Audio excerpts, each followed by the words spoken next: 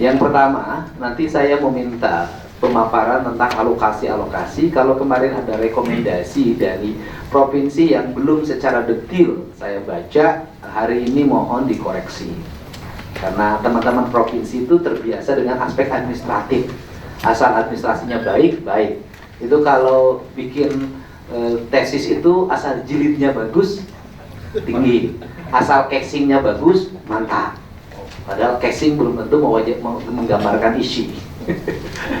Nah, saya ucap terima kasih. Yang pertama adalah di Bekasi itu satu ya, pasti saya pertama jalannya harus segera terbangun dengan baik itu pertama. Yang kedua, jalan di Bekasi termasuk jalan provinsi itu rata-rata berbeton. Nah, nanti harus ditingkatkan karena ini daerah kaya raya. Harus jalannya berhot mix. Karena beton itu tidak menggambarkan estetika. Yang kedua, di jalan dilengkapi penerangan jalan umum. Nah, nanti kan jalan provinsi kita bangun. Ada role model penerangan jalan umum yang provinsi. Nanti Kabupaten Bekasi membangun PJU-nya juga kalau bisa nanti desainnya kita bangun bersama. Agar lahir-lahir PJU yang estetik. Karena ini penting, masyarakat kita sudah mengarah pada estetik. PJU-nya yang estetik. Terus yang berikutnya adalah saya melihat kurangnya drainase dalam setiap pembangunan jalan. Setelah kurangnya drainase, saya perhatikan tenaga kebersihan di Kabupaten Bekasi relatif kurang. Sedangkan penduduknya banyak, yang nyampahnya banyak. Orang ngomong nanti, Pak, Ciamis bersih. Ya, Ciamis itu bersih, punya tradisi dari dulu. Bupatinya memang punya tradisi bersih sejak lama, ya kan? Yang keduanya, penduduk yang buang sampahnya hampir gak ada. Karena orang Ciamis buang sampahnya di Bekasi.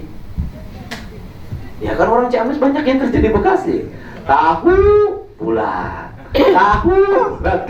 Di Bekasi itu kan yang ngumpul di Bekasi itu orang Ciamis, orang Tasik, ya kan, Garut. Nyari duitnya di situ. Nah, ditambah berbagai orang di luar provinsi. Nah, ada salah satu karakter yang harus dirubah adalah orang yang tinggal di tempat lain menjadi urban relatif tidak memiliki ikatan moral untuk ngurus tempat dia.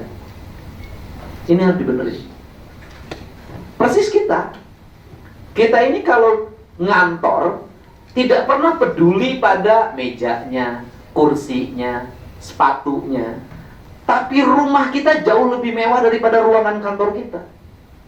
Padahal kita bisa bangun rumah mewah itu hasil duit di tempat kantor kita. Tapi kita sering lupa pada kantor yang tempat ngasilin duit. Ini kita kurang bersyukur. Nah, saya punya tradisi dari dulu adalah tempat saya kerja, ruangan tempat saya bekerja harus bersih, tertata. Kota di mana saya tinggal itu harus bersih. Nah, nanti harus dibangun juga sebuah karakter orang yang tinggal dimanapun harus tetap mencintai di mana dia berada, ngurus. Nah, ini sampah, saya lihat petugas sampahnya, truk pengangkut sampahnya, plus tempat pembuangan sampahnya. Kan ini problem. Jadi dari mulai yang nyapu, tradisi masyarakat yang masih buruk, mobil ngangkutnya, kemudian tempat pembuangannya ini bermasalah semua, harus segera dibenahin. Nah, kemudian yang berikutnya adalah problem lagi yang harus segera dibenahi di Bekasi itu adalah layanan dasar kesehatan. Nah, kemudian itu saya paham karena saya itu buktinya apa? Buktinya Pak Wakil Bupati ini masih praktek dan yang berobatnya ngantri walaupun gratis. Karena gratis ngantri. Kalau masih ngantri di tempat yang gratis ini, artinya bahwa unit layanan yang tersedia belum diminati, kan gitu loh Pak.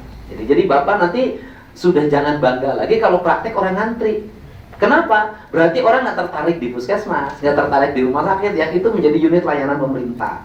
Nah, ini yang harus didorong. Nah, berikutnya lagi adalah sekolah. Saya lihat kita sekolah SMA udah jelas dari dulu kurang.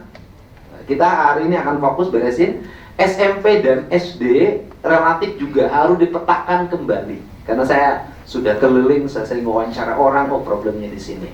Nah kemudian selain sekolah lagi yang harus segera dibenahi di Bekasi itu adalah tata ruang. Tata ruangnya sudah disahkan, sudah sejak lama mungkin, tetapi memang tata ruangnya itu tidak secara detail memitigasi problem yang akan terjadi. Contohnya apa?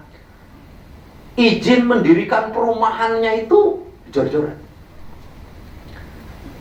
Setelah itu yang dibangun rumah itu sawah tanpa proses pengurukan, sehingga kan terjadi disparitas di mana-mana ya, bukan hanya di Bekasi, di kota Bandung, dimanapun lah, di Kerawang, dimanapun, rumah mewah yang digarap oleh para konglomerat diuruk dulu, bikin drainasenya gede. Saya takut, saya jaga BK itu pas sampai saya liatin drainase Pak, edan, saya bilang gede begini, gede drainasenya itu. Setelah itu bikin kolam penampungan air, jarak antar rumahnya jauh karena kan harganya mahal, beda. Itu yang bisa masuk ke situ, kalau di sini kepala PSDA itu bisa beli di situ. Jarak antar, pohonnya banyak, jalannya lebar, drainasenya gede, nggak banjir. Nah, kalau rumah yang untuk warga tidak ada pengurukan, sawah galengannya dibabat, langsung digali pondasi, tidak ada drainase, jalannya sempit. Begitu hujan, yang masuk ke sini airnya masuk ke situ semua, banjir. Nah, sehingga kalau lihat sejak Pak Bupati membuat normalisasi sungai sampai dikasih gelar aja bongkar oleh saya, itu saya lihat hari ini banjir di Bekasi itu di mana? Di perumahan. Di perumahan. Artinya bahwa mau tidak mau tata ruangnya harus dirubah. Ruang areal pesawahannya harus diselamatkan. Kemudian apalagi harus diperhitungkan jumlah orang yang terlalu banyak itu membawa ikutan. Ini perumahan di sini. Kemudian dia datang ke Bekasi, satu orang. Nanti dia bawa temennya Pak, 2. Setelah bawa temennya, bawa temen dagangnya Pak di depannya. Nanti bawa temennya lagi Pak.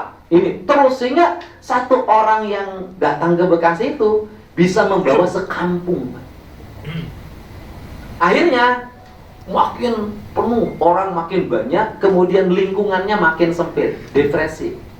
Karena depresi apa? Anak-anaknya ruang-ruangnya sempit, geng motornya meningkat, bacok-bacokannya meningkat, kemudian tawurannya meningkat. Ini terjadi. Ini terjadi ini untuk apa? Untuk itu harus ada angka ideal. Bapeda itu harus segera merumuskan berapa angka ideal manusia pada sebuah wilayah. Jadi kalau ruangnya sekian kilometer persegi harus dihuni oleh berapa orang.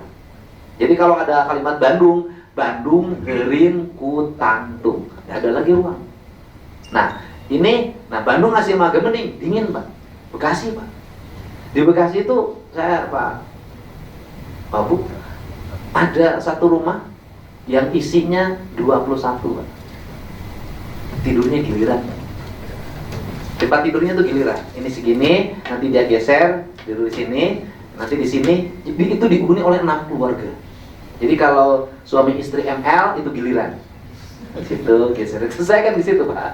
Jadi saya ngapruknya udah ke dalam, Nah, ini yang harus segera dibenahi. Nah, ini yang aspek-aspek yang mendasar harus segera ditata.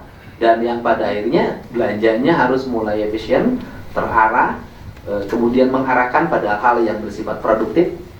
Dan saya tahulah Bekasi itu seperti apa, gitu kan. Bupatinya harus banyak kompromi.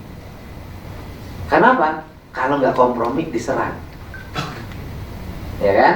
Caranya bagaimana? Bangun profesionalisme, pakai aturan, kemudian jangan main.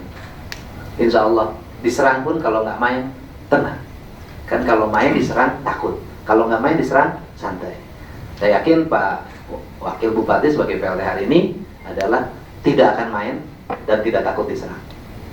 Ya Pak ya? Ya Bapak mau nyari apa lagi? Kayak sudah dokter udah punya, istri punya, mau nambah. Ya udah, tinggal lurus aja.